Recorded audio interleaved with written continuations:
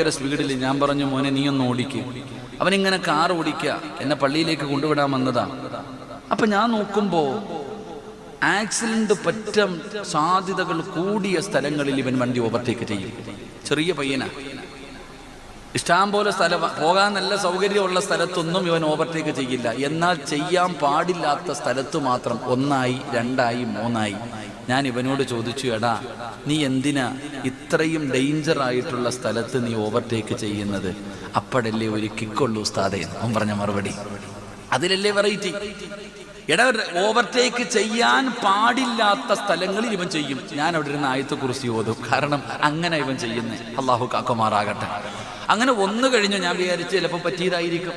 2ാമതുമായി 3 വട്ടമായി. അപ്പൊ ഞാൻ ചോദിച്ചു എന്തേന്ന്. അപ്പൊ പറഞ്ഞ മറുപടി അതൊരു കിക്ക.